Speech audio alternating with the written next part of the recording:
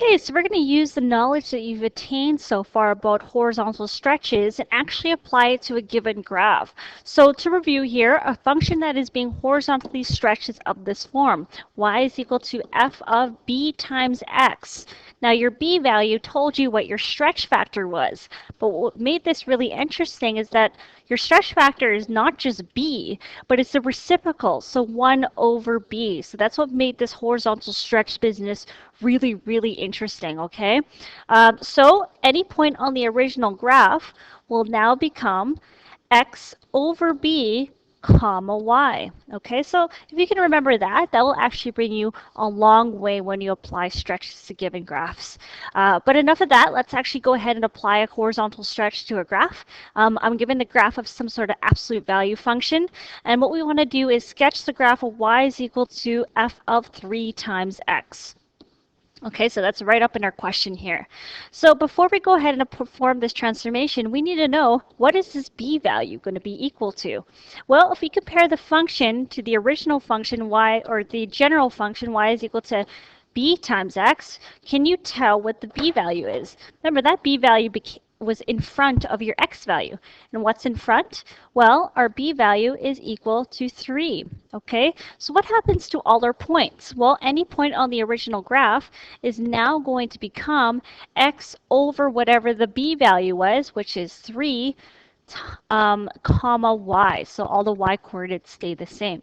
So keeping this general rule in mind, we can go ahead and transform any point on our original function. So let's pick 3 or 4 good points on the original function. I'm going to pick this point right here, so 6 comma 0. That's negative 6 comma 0, and 0, negative 6, so the y-intercept, and the other x-intercept at 6 comma 0. So what happens to these points under a horizontal stretch? Well, we know these y values are not going to change, but what does change are the x-coordinates, and these x-coordinates are all going to be divided by a 3. So negative 6 over 3, comma 0 is your first point. 0 divided by 3, comma negative 6 is your second. And finally, 6 divided by 3 is, comma 0 is your third point. But obviously, we could probably go ahead and carry out some division here. So negative 6 over 3 gives you negative 2. And this is comma 0. 0 divided by 3 gives you just a 0, and we have a negative 6 as our y-coordinate. And finally, 6 divided by 3 gives you a positive 2, and our y-coordinate stays the same as 0. So let's go ahead and graph these points on our given Cartesian plane on the bottom right-hand side here. So I have a point at negative 2 comma 0, okay, 0, negative 6, and 2 comma 0. So if I sketch that graph, it should still look like an absolute value function, but instead it's going to look a little narrower. Okay, and the reason why it looks narrow is because this b value, remember, when it's greater than 0, your graph is actually a little narrow. Okay, also, another thing worth mentioning here is that notice that one of our points did not change under the transformation. 0 comma negative 6, which is also our y-intercept, didn't change. So we can call this an invariant point. Invariant point. Okay, so we're going to take a look at one more type of graph, and it's this funny looking semicircle. I'll erase these little dots. And but we want to take this semicircle and we want to sketch the graph of y is equal to f of 1/2, okay, x. So first things first, identify that b value. Remember, that b value comes in front of your x. So b is equal to 1/2, okay? Okay.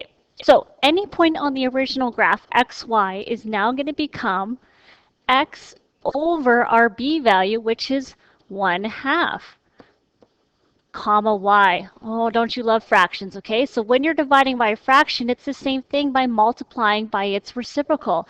So I just want to show you here what this ends up becoming is x times the reciprocal of 1/2, which is 2.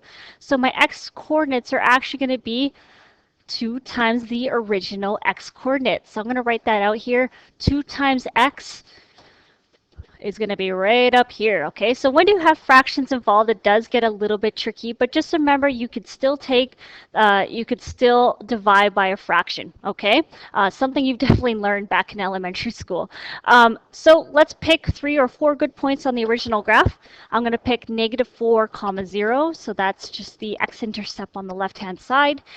0, 4, which is simply my y-intercept right there, and 4, 0, which is the second x-intercept. So where do these points go? Well, all my x-coordinates are going to be multiplied by 2, and all the y-coordinates are going to stay the same.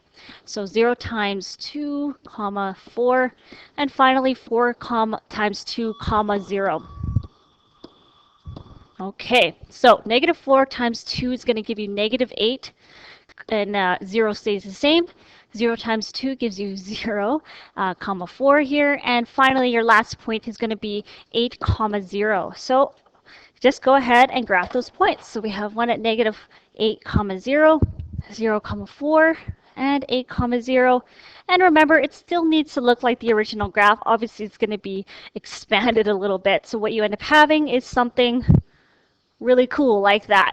Okay, so that is how you apply a horizontal stretch to a given graph.